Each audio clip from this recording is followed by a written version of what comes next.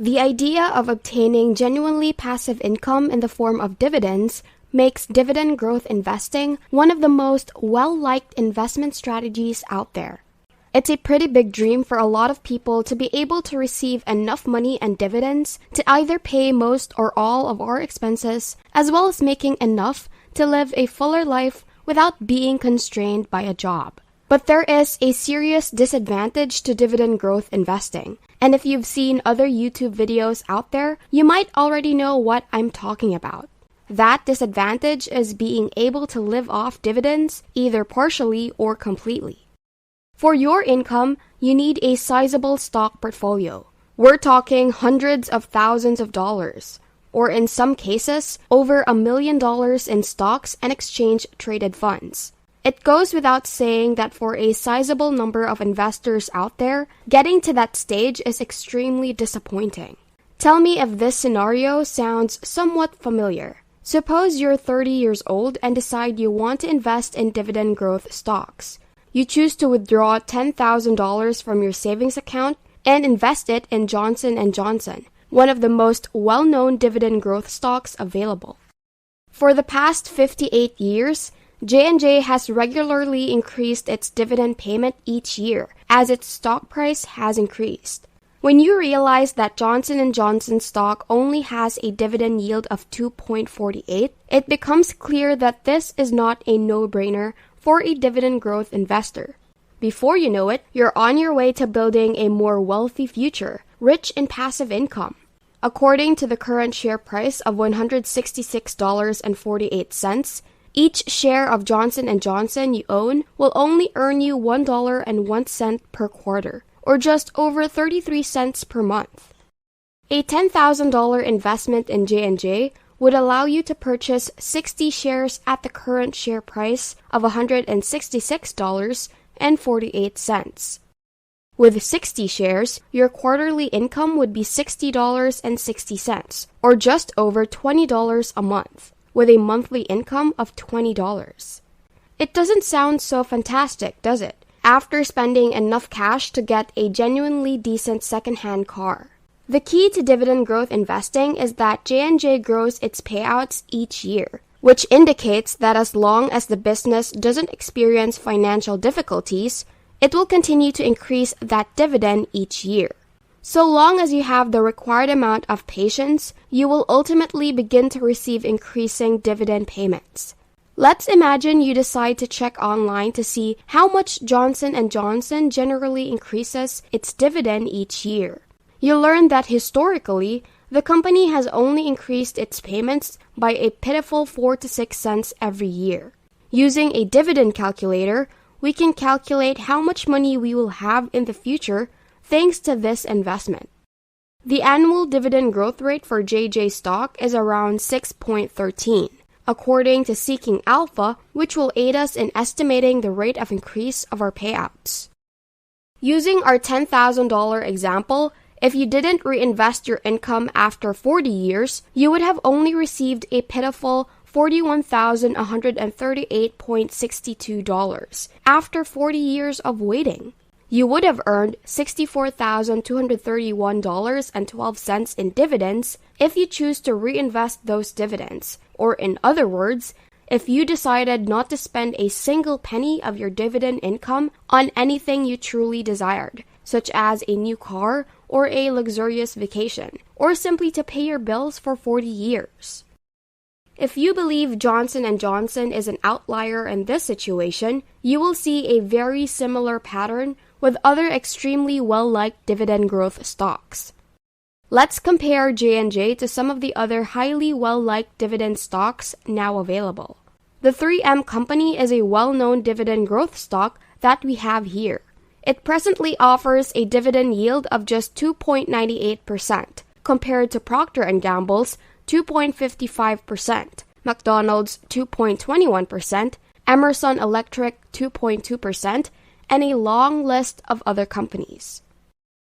Over the following decades, you can continue to purchase more and more shares of Johnson & Johnson stock, as well as other dividend growth stocks that we discussed.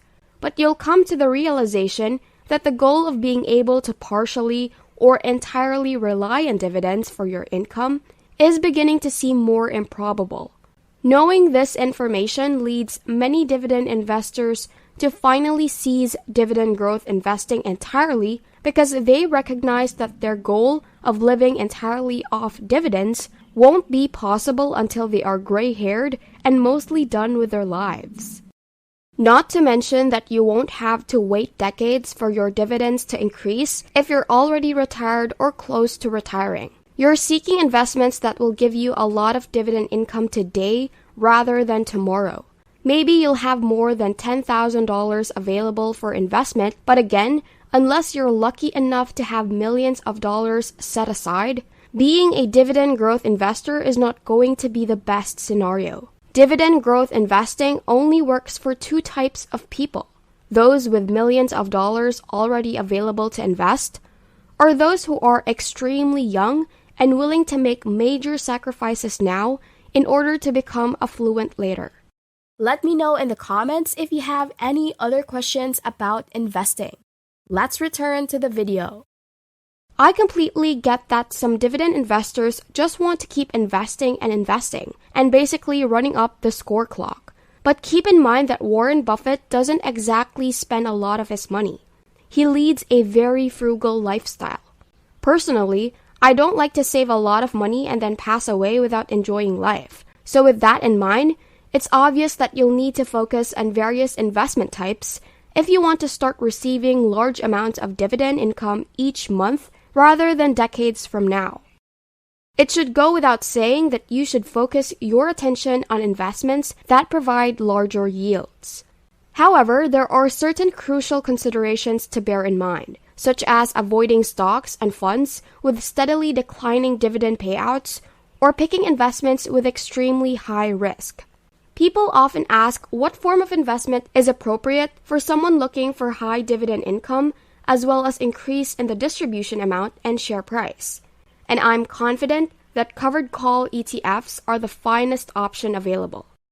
These investments are a bit more recent and haven't quite taken off, but they're a dividend treasure trove. When people ask me what I'd invest in with only $100 or $1,000, I always say covered call exchange traded funds.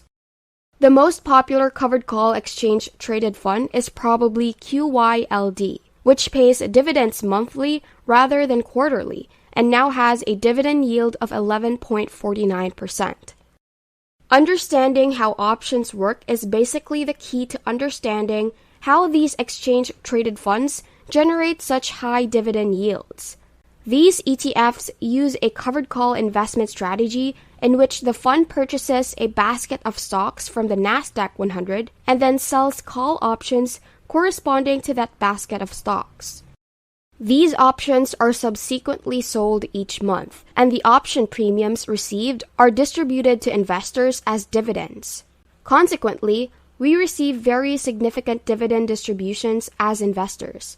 According to Seeking Alpha, QYLD has increased its dividend for more than 2 years, and keep in mind that this is already with a current dividend yield of 11.49%. The ticker symbol NUSI is another excellent choice because it sells put options in addition to buying call options on its holdings.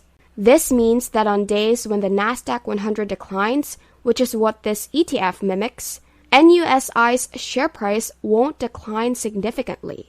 However, there is a cost to this because this ETF has a much smaller dividend yield. 7.88% is still much above average though.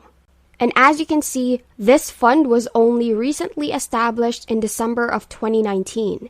As a result, its share price has increased significantly since that time. Using our first 10,000 example, if you invested it all in QYLD at its current share price of 22.56, you would have enough money to purchase 443 shares at that price, yielding a 11.49% return. You would make around $101.13 a month from 443 shares, which is significantly more than the $20.20 per month you would receive from Johnson & Johnson. Imagine the enormous snowball effect that would result from reinvesting those dividends each month in order to create a sizable income-producing portfolio. As an alternative, you could decide to split your dividend payments between reinvesting and spending them until you can fully rely on your dividend income. Here's another fantastic investment opportunity that offers investors bigger payouts. These are known as business development corporations, or BDCs. They have been established since 1980 and are essentially enterprises that offer loans to small and medium-sized businesses in exchange for helping them grow.